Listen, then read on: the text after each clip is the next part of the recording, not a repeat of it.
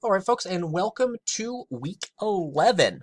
Two turnarounds this week, Friday and Monday, but this is exactly like we did for SA2 in that your Friday turnaround is just peer review. So, Tuesday morning, look for an email regarding your peer review. You're going to be in groups again. You'll again have some roles to play. You'll complete that peer review.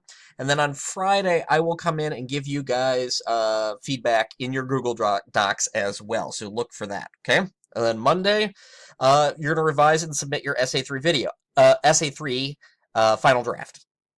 I do have here a video on how to use Turnitin. So I use Turnitin for plagiarism checking, and I've talked with some of you about that. But if you want to use it to run your own paper through before submitting a final draft and looking at the results, this sort of talks to you about how you can do that.